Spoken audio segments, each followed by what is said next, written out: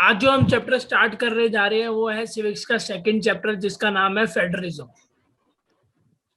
पिछली क्लास में हमने पढ़ा था पावर शेयरिंग।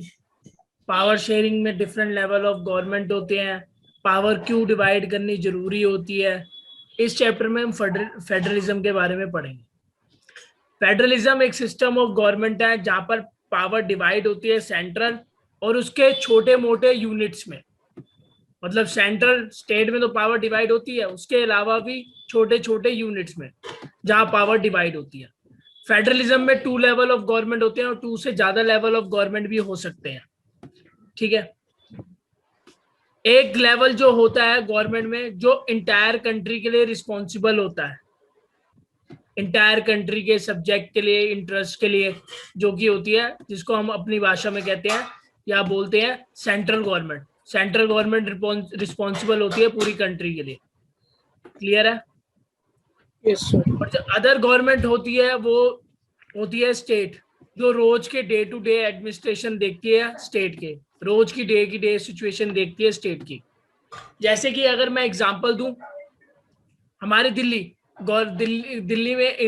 में कौन सी सरकार है? अरविंद केजरीवाल की। अरविंद केजरीवाल की सरकार क्या देखती है? रोज के डे टू डे एडमिनिस्ट्रेशन देखती है कि रोज के कि कोविड केसेस कितने बढ़ रहे हैं, कितने कम हो रहे हैं, क्या हमें सिचुएशन को करने के लिए क्या क्या चीजें करनी चाहिए, क्या क्या हमें प्रोविंसेस करने चाहिए, या हमें लॉकडाउन लगाना चाहिए या नहीं लगाना चाहिए। वो किसका होता है? स्टेट का काम होता है कि अपने उसका देखना। सेंट्रल का काम क्या होता है? पूरी कंट्री को देखना, ओवरऑल देखना कि क्या है, पूरे इंडिया की सिचुएशन क्या है और क्या क्या हमने करना चाहिए इंडिया की। क्लियर है दोनों के बीच? उसके बाद होता है फेडरलिज्म, जो होता है वो डिफरेंट होता है यूनाइटरी से। वो हम डिफरेंस पढ़ते हैं आगे, क्यों होता है डिफरेंस फेडरलिज्म। यूनाइटरी बताते हैं। यूनाइटरी होता है जहां पर 1 लेवल ऑफ गवर्नमेंट होती है, खाली एक ही लेवल ऑफ गवर्नमेंट होती है, उसके छोटे यूनिट होते हैं। जैसे सेंट्रल गवर्नमेंट है, उसी के ही छोटे यूनिट है, उसमें ही छोटे मोटे मिनिस्टर बनाया हुआ है। जैसे कि यूएसए, इसका बेस्ट एग्जांपल दूं, यूएसए या यूके एग्जांपल दे सकता हूं मैं। वहां पर क्या है?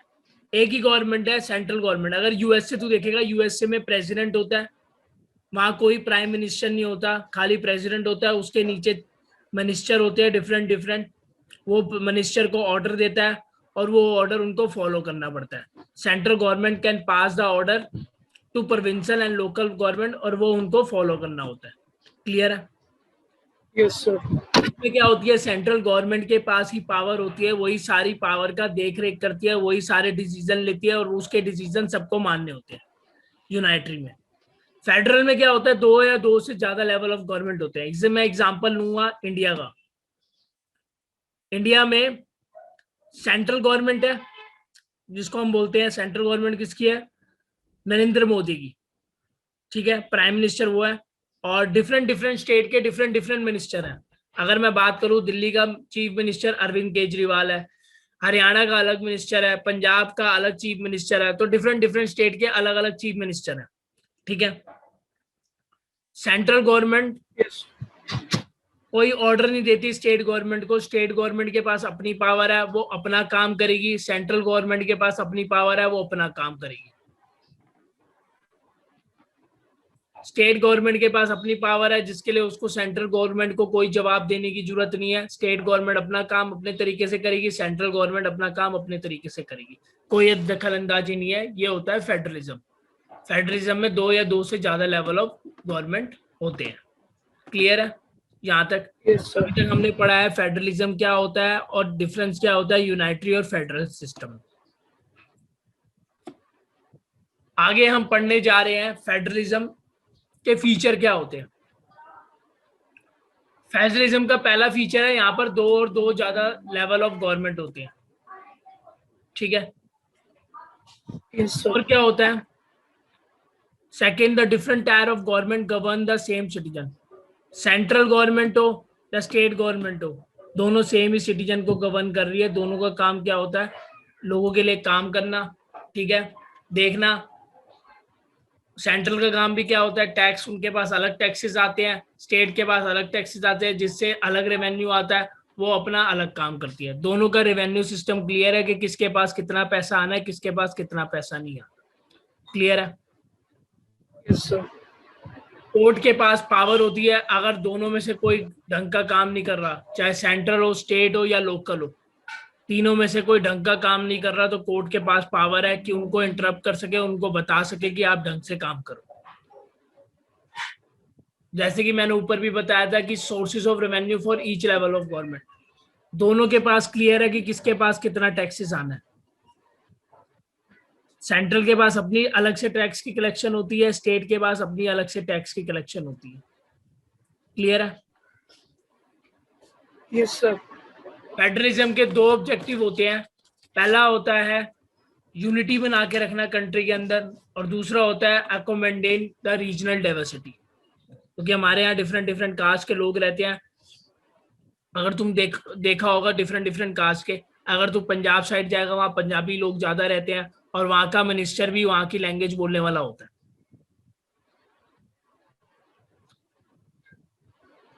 क्लियर है? Yes, sir. आज का जो लास्ट टॉपिक हम पढ़ेंगे वो पढ़ेंगे what make India A federal country. क्या क्या चीजें हैं जो इंडिया को बनाती है कि वो फेडरल कंट्री है। पहला, इंडिया इज डिक्लेयर है यूनियन ऑफ स्टेट्स। इंडिया को डिक्लेयर करा है, हमारे जो कॉन्स्टिट्यूशन है उसमें इंडिया को डिक्लेयर करा है कि इंडिया एक यूनियन ऑफ स्टेट्स है। ठीक है? हमारे कॉन्स्टिट्यूशन में दो गवर्नमेंट बनाई गई है, एक गई है यूनियन गवर्नमेंट और एक गई है सेंट्रल गवर्नमेंट। यूनियन गवर्नमेंट जो रिप्रेजेंट करती है वो पूरी कंट्री को रिप्रेजेंट करती है। यूनियन गवर्नमेंट होती है सेंट्रल, जिसको हम सेंट्रल गवर्नमेंट भी कहते हैं, और यूनियन गवर्नमेंट हमारी पूरी कंट्री को रिप्रेजेंट करती है। उसके बाद होती है स्टेट गवर्नमेंट जो स्टेट को रिप्रेजेंट करती है। और थर्ड टायर ऑफ फेडरलिज्म जो अब ऐड हुआ है 1990 में, जो ऐड हुआ था, वो होता है लोकल लेवल ऑफ गवर्नमेंट, जिसमें होती है पंचायत और म्युनिसिपैलिटी। गांव में होती है पंचायत और शहरों में क्या होती है? Municipality, MCD, Municipality. जो हमारे आसपास के एरिया का देख रेख करती है कि क्या क्या चीजें हैं, क्या क्या हुआ है। और हमारे कॉन्स्टिट्यूशन में 3 लिस्ट है, एक है यूनियन लिस्ट, सेकंड है स्टेट लिस्ट, थर्ड है कॉन्कर लिस्ट। यूनियन लिस्ट क्या देखती है? वो देखती है नेशनल से इंपॉर्टेंट रिलेटेड, जैसे डिफेंस हो गया, फॉरेन अफेयर हो गया, बैंकिंग हो गया, कम्युनिकेशन हो गया, करेंसी हो गया। स्टेट लिस्ट क्या देखती है? वो देखती है सब्जेक्ट स्टेट के और लोकल के इंपॉर्टेंस। स्टेट के इंपॉर्टेंस क्या होता है? पुलिस होगी, ट्रेड हो गया, कॉमर्स हो गया, एग्रीकल्चर हो गया और इरिगेशन हो गया। और कॉन्कर लिस्ट वो इन दोनों के बारे में, यूनियन और स्टेट दोनों के सब्जेक्ट के बारे में सोचती है, वो होती है कॉन्कर लिस्ट, जिसमें आ गया एजुकेशन भी, forest, trade union, marriage, adoption, succession, ये होता है।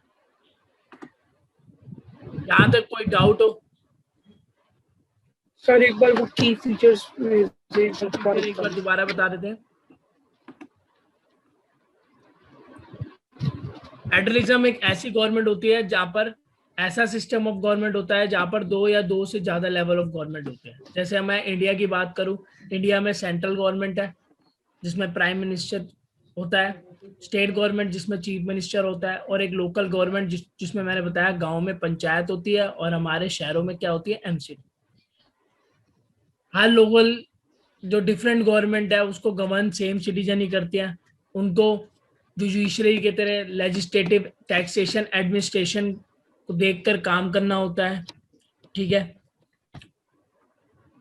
हर अथॉरिटी को, हर टायर ऑफ गवर्नमेंट को कॉन्स्टिट्यूशन के लिए कॉन्स्टिट्यूशन में रहकर काम करना होता है। उसके पास क्या है? कोर्ट के पास पावर होती है, अगर कोई लेवल ढंग से काम नहीं कर रहा तो उसको इंटरप्ट कर सके, उनको बता सके कि आप ढंग से काम नहीं कर रहे, आपको ढंग से काम करना चाहिए। ठीक है? और सोर्सेस ऑफ रेवेन्यू क्लियर होता है कि कौन सा टैक्स किसके पास जाएगा। ठीक है?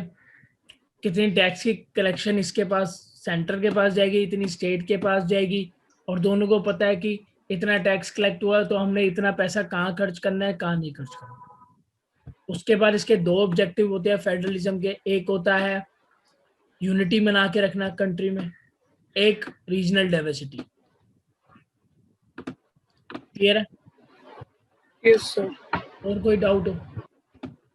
No, sir. आज हमने हाफ चैप्टर पढ़ा है, हाफ चैप्टर हम नेक्स्ट क्लास में पढ़ेंगे।